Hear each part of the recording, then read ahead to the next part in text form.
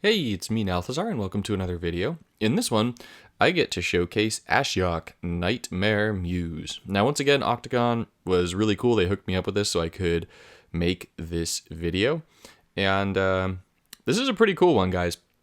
I got to admit, I'm really excited to showcase this one. So, Ashiok, Nightmare Muse. It's a blue-black Planeswalker. It's very similar to Kaya. It's different in that it's a little bit more powerful, but it's very similar. So we've got three abilities. The first one, Nightmare Harvest, is for 6 loyalty, and then we create a Nightmare Harvest token. Then pick one of the first 3 cards from your opponent's exile, fetch that card, it gains 6 mana. Now, the Nightmare Harvest token itself is a support with 2 shields and Constellation. So exile the top 3 cards of your opponent's library and then destroy the top 3 cards of your library every time you play an aura or an enchantment.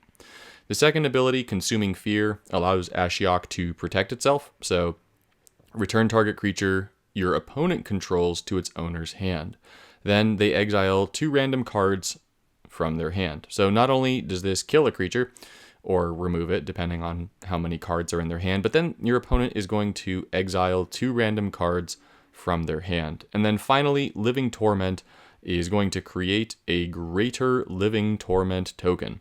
This thing is nasty. Like, it's really nasty. So it's a 4/6 enchantment nightmare creature, unblockable, hexproof, and hexproof is at 60. And at the end of your turn, this creature's power and toughness becomes XX. X is the number of cards in your opponent's exile. And then, on top of that, when this creature attacks, exile the top 5 cards of your opponent's library. Now, the amount of cards that it exiles is dependent on the level. The power toughness is dependent on the level. And the evergreens, so unblockable and hexproof, is also going to be based on your Planeswalker level. You will also get to draw some number of cards equal to the level of the Living Torment ability, up to 4.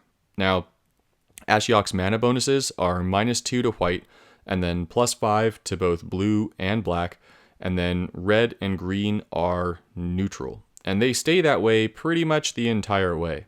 And then the black and blue, they increase rather drastically, and the white just stays negative. So basically, you don't want to match white gems with Ashiok.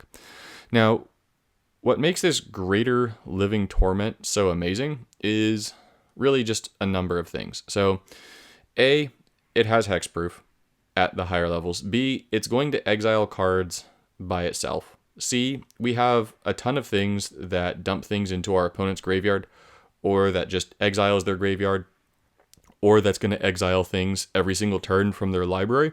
So it's pretty easy to make this token pretty big, pretty fast. And then on top of that, the first ability, Nightmare Harvest, is going to help with that too, with the whole Constellation, exiling cards from your opponent's library, or even just if you save up for Consuming Fear and you use that for removal and also even more exile. So all the abilities go together really well. They're all surprisingly reasonably costed. So at 6, 12, and 15, all 3 abilities are really easy to get off pretty frequently, so you never really feel starved for being able to use your abilities. And the mana gains are pretty bonkers at +10 from your own colors. Now I'm going to go ahead, I'm going to show you what Ashiok looks like also at level 30. So when you open up the bundle and you take a look at the bundle, it shows you what Ashiok looks like at level 60. But not everyone who wants to get this Planeswalker is going to necessarily be able to level it up to max level right away. Now, in the tinkering that I've done with Ashiok at level 30, and so you'll see that my Ashiok is level 30 right now here, I will be showcasing gameplay of Ashiok at 30 and of Ashiok at 60. So you'll see that the mana gains are still really, really good. So at level 30, you've got +3 to blue, +3 to black. The -4 to white is interesting, actually, because it doesn't actually take mana away from your hand. I figured that if I made a 3 match of white, then that meant that I would still be at -1, so I'd be losing mana, but no, that's not the case. Now at level 30, you're still going to create your Nightmare Harvest token. The Nightmare Harvest token is going to do the exact same thing. It's just the card that you fetch gets 3 mana instead of 6. Consuming Fear is going to require your opponent has a certain number of cards in their hand, and then they only exile 1 instead of 2. Living Torment is going to be a 3/4 instead of a 4/6. It's got unblockable but not hexproof, and it's going to exile only 4 cards when it attacks. That being said, do not sleep on that. It's still pretty easy to get this token into the 70s with like a pseudo Pauper deck, right? Pauper and rares. You don't even need to have any mythics to get this thing to work. So I want to showcase this thing in action. So I'm really excited to do that. So let's go ahead. We're going to see the Pauper and rare version first. And then I'm going to go ahead, slide into the Mythic Plus version. And for that, I will have leveled Ashiok up to 60. And then finally, I'll give my final take on Ashiok after you've had a chance to see this thing in action. Alrighty, so level 30 Ashiok with the commons, uncommons, rares is going to be this deck right here. It has a whole lot of synergy. I really like how everything here works together. So we've got a whole bunch of stuff that exiles and a whole bunch of stuff that throws things in the graveyard. So we've got things like Final Death for exiling creatures. We have Consecrate to either exile cards from the opponent's graveyard or destroy creatures and gain life. We have Leyline of the Void, which is going to make it so that whenever a card is put into your opponent's graveyard from everywhere, oh, that would be terrifying, from anywhere, exile it instead. We've got Eye Collector to dump 4 cards into the graveyard every turn. We have Timerit as an enchantment to trigger that constellation, but also for that activate 3 black to exile the first 2 cards from your opponent's graveyard. We have Sir Destroy Library Dude, who is going to destroy 4 cards from each player's library with black activations. And then finally we have Thought Distortion, which is actually a surprisingly useful card if you haven't tried it out. I hadn't before I started making this video, and it is pretty amazing. So exile all non-creature, non-land cards from your opponent's hand and graveyard, including vanguards. We have Blue Gem Conversion at the bottom with Castle Vantress and Mystic Sanctuary. And we also have Death Sprout for further destruction and gem conversion. So let's jump into this, show you guys just how awesome Ashiok is, even at level 30. It's, like I said, it's pretty surprising. So this is a pretty sweet gem layout. Let's see what we get here. Okay, so an Eye Collector pretty early is really nice, and a Death Sprout is going to be pretty nice too, as Death Sprout is going to be removal and gem conversion. So as we're up against Rawl, we definitely want to take all the blue matches away. We do not want Rawl to be able to make blue matches. So Eye Collector comes down. Rawl is going to be destroying cards from libraries. Okay. That's a really bad choice here, my dude. I can only tell you that that's a bad choice. That's all. So here I'm actually going to go ahead and make the white match into the black, so you can see that it's not actually taking mana away from me, right? So you don't actually see that -1. So yeah, you don't actually lose mana. So this is just getting better and better. We're going to play Timerit, and Timerit is going to start exiling things from our opponent's graveyard, and we definitely want that. So it'll take us a hot minute to get there. Ideally, Rawl is a sweetie, and ooh, speaking of sweeties, Sir destroys everything and plays a creature that we can destroy. That would be fantastic right about now. I want Rawl to play a creature to destroy so that we can get the gem conversion from Death Sprout. Well, this is sweet. Okay, cool. Timerit coming in clutch already. We've got 2 activated gems. That's going to exile 4 cards from our opponent's graveyard. And so that's just going to make it so that when we get our 3rd ability down, it's going to make it so that that token, it gets really big really fast. So there's the creature I was asking for. Thank you. And then let's start. Yeah, let's charge up Final Death. That'll be good. Let's definitely go ahead and exile more cards from Rawl's graveyard. We're going to get rid of that Cyclops because, let's be frank, we don't like it. Sir Graveyard is going to come out. And I know I'm running a whole bunch of blue gem conversion. You might be like, well, it would make more sense for you to use a black gem conversion. Why not just use that, man? I don't use that because the black gem conversion tends to all hurt you, and so at a low level, I wanted to play it safe rather than sorry. So, all right, here, there's a bunch of activated gems. Let's see, that red one is Conrad. Really? The green one is Conrad too. Okay, those are not black. That just means that there's not enough black gems.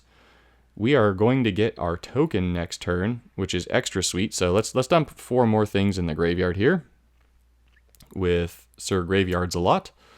And then we're going to make our 3rd ability token next turn. So let's see how big it's going to be. All right, so yeah, we might as well just dump from the hand a little bit. So dump.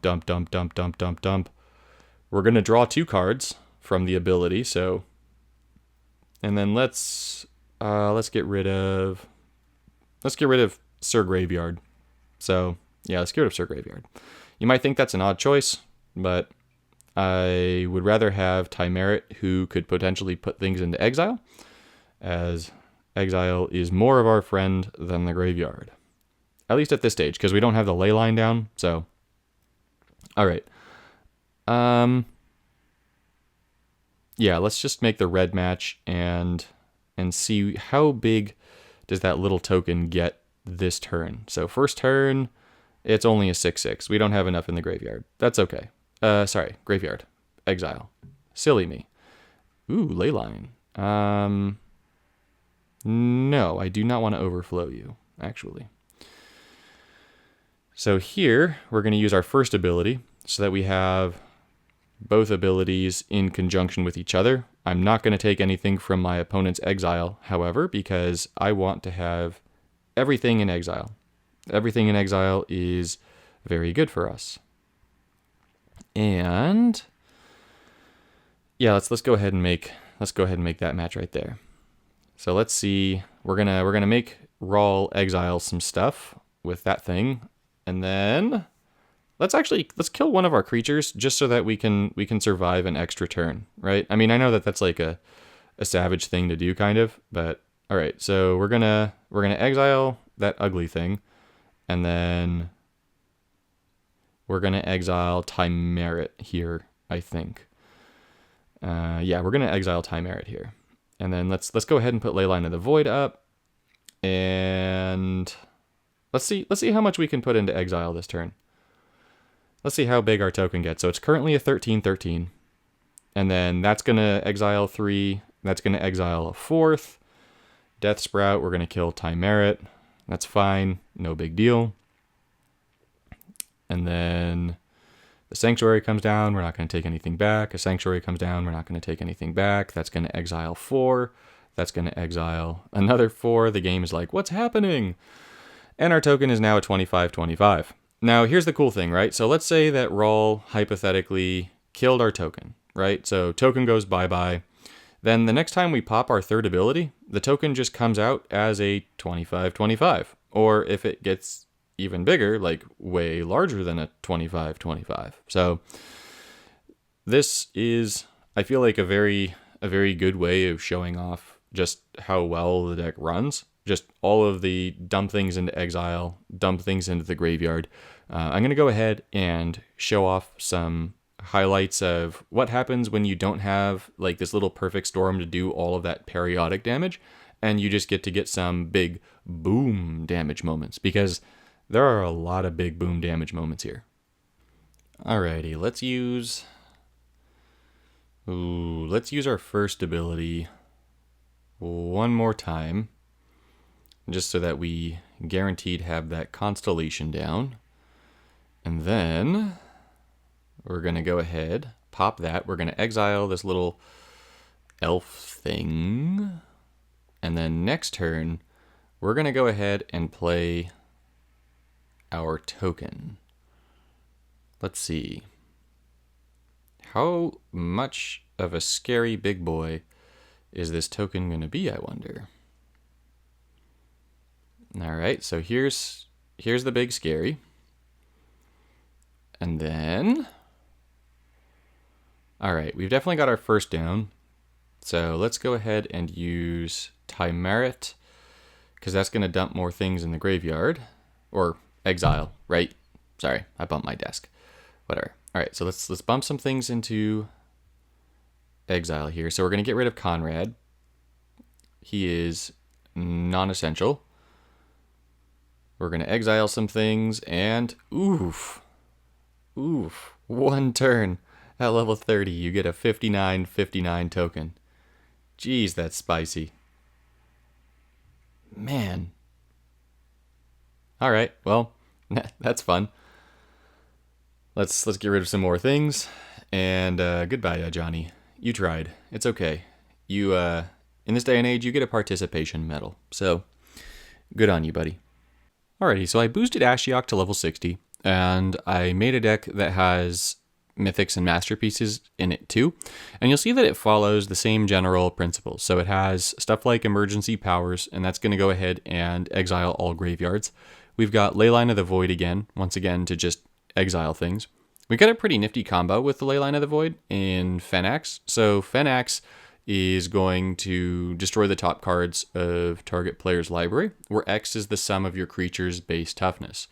So the two creatures in this deck have 7 toughness, Lord of the Void and Etrata. And then our little token made by Ashiok over here has 6 toughness, base toughness. So that's a total of 20 base toughness. So if we've got all 3 creatures out, that's going to be 20 cards being dumped to the graveyard a turn. And if we have Leyline of the Void out, that's going to be 20 extra cards that we will be exiling every turn. Then we've got Lord of the Void, right? And then this one is going to exile 6 cards every time it attacks. So that puts us up to 26 cards exiled per turn. And then we've also got the token itself is going to exile 5. So that puts us at 31 exiled cards per turn if we've got everything going. And then we've got Ashiok's Vanguard, which is going to mill 4, and that puts us up to 35 exiled cards a turn, which means that by having all these little critters out, we're going to be adding 35 to our third ability token every single turn. So, as you can imagine, you pick up some KOs pretty darn quickly. Now, the other pieces of the deck are simple removal, so things like Final Death, which is going to exile a creature, Death Sprout, which is going to destroy a creature and fetch a land, and then Gem Converters, aka lands, so Castle Vantress and Mystic Sanctuary. So without further ado, let's go ahead and show off this lovely Planeswalker at level 60. Alrighty, level 60 match, go. And this is going to be killer. Oh man, Lord of the Void and Phenax and emergency powers, and we start out with a 5 match.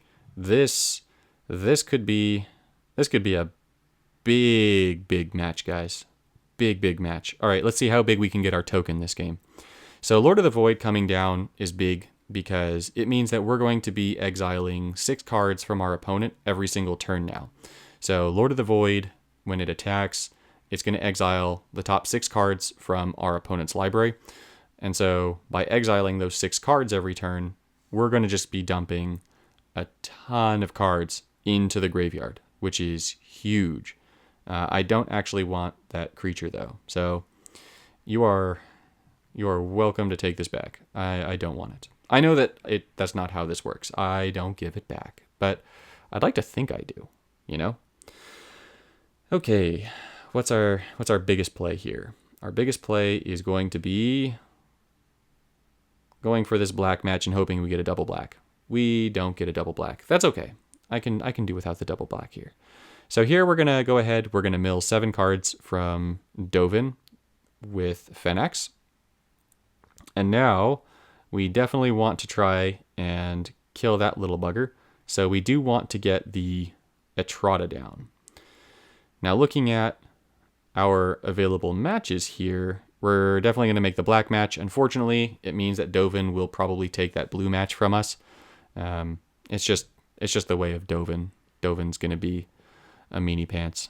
Or instead, alternatively, Dovin's going to be like, you know what I want to do? I want to make your cards more expensive. And when I say I want to make your cards more expensive, it actually means I want to give you the craziest lucky cascades so that you never have to worry about this kind of stuff again. So thank you, game. Oh my goodness gracious. Okay, well, all of those things that we have been putting in our opponent's graveyard, that's all going to get exiled in a moment. I'm hitting not now just because I'd like to get Ashiok down here, and I would like to get this Living Torment down too.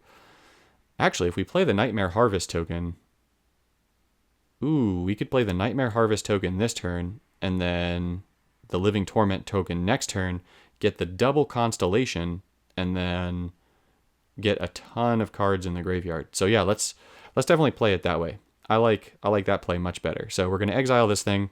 We're going to go ahead. We're going to use emergency powers. This is going to exile Dovin's graveyard. And so all those things that we've dumped in with Fenax already, that's all just going to go to the graveyard. To exile, excuse me. So we're going to go ahead, dump a whole bunch more into exile. So now because we've got Etrata and we've got Biggie Smalls down. Biggie Smalls. What's your name? Lord of the Void. Yeah, you're not Biggie Smalls. Whatever. Same difference. We're going to be going ahead and putting a whole bunch of things into exile. Like a whole bunch of things. So let's use Ashiok. Losing the Nightmare Harvest token is going to be fine. We're going to get bonus mana out of this. We like bonus mana. It's our friend. It's a good friend. It's a great friend, actually. We definitely want that bonus mana. So, yeah, we don't have a better way of getting the ley line down this turn. So, not this turn, but next turn, that horror should get nasty. Ooh, I take that back. Just going straight to a 53-53 is indeed pretty nasty. I have to admit that just playing a token, third ability, and then first turn, it being a 53-53 is pretty darn sweet. So, alright, will Dovin survive this turn? We're going to be doing 67 and 8 is 75. We're going to be doing 75 damage this turn if we let everything play out as it is. So, I'm actually going to go ahead and I'm going to exile that Thopter token with Final Death, just so that we can see how big that token's going to get this turn. So we just put another 5, 26. So we just put another like 31 cards in the graveyard. Is that going to go to 84 now? Am I miscounting? Oh my gosh, I am 91. Okay, so as you can imagine, let's pretend for a moment that we're using this in a PvE event instead, right? So this thing it buffs up so quickly. So here you can see how with the ley line down and with all of these other things that are exiling cards, you can get that third ability, that horror, to boost up really quickly and really nastily. Like, I know that the initial setup here was pretty good, but you can do this really easily. And because the thing has hexproof, your opponent has no good way of getting rid of this thing. And even if they've got like defenders and stuff, it's unblockable. So you put lifelink on this bugger and there's not a lot that your opponent's going to do. So let's just go ahead, put Dovin out of his misery and talk about this Planeswalker a little bit more. So here you'll get to hear my final impressions on Ashiok Nightmare Muse. Alrighty, so my final take on this Planeswalker is that it's an absolutely must-have, no matter where you are in the game. If you're a new player, if you're a player with a medium-sized collection, or if you're a player with a very large collection. There are just so many cards that enable you to dump a whole bunch of things into the graveyard and then to just completely wipe a graveyard, so to exile an entire graveyard, or to make it so that you just put a ton of cards into the exile at once, that you get just such an incredibly powerful Planeswalker. I mean, even at level 1, this Living Torment token is going to have its power toughness become XX, where X is the number of cards in your opponent's exile. That piece never changes. So as long as you've started picking up some pretty simple cards, and even it buffs itself up, right? So when it attacks, it's going to exile cards too. It's just a really, really powerful Planeswalker. It's very good. If you're wondering what tier I would put it in for my tier list, it's definitely an A, at least. With more testing, I'm going to test it in some PvE events before I give like my final rundown on it, but it's definitely an A-level Planeswalker. That Living Torment is just so incredibly strong. It having like the draw 4 cards is unnecessary, but then just icing on the cake. Consuming Fear is an incredibly powerful ability. It's kind of like if Kaya was perfect. And I love Kaya. Kaya is a great Planeswalker. I actually have her a little bit higher now than I did in my last review and tier list, just because she's actually quite good. But Ashiok is like Kaya perfected. It's incredible. So if you're not the type of person who's going to spend money on Ashiok, Ashiok is going to be available in a few weeks for 650 crystals, and you should definitely pick up this Planeswalker. You will have a lot of fun with this Planeswalker no matter where you're at in the game. So I hope you guys enjoyed this exclusive look at Ashiok Nightmare Muse. I'd love to hear what you guys do with this Planeswalker as you get it, and I'll see you in the next one.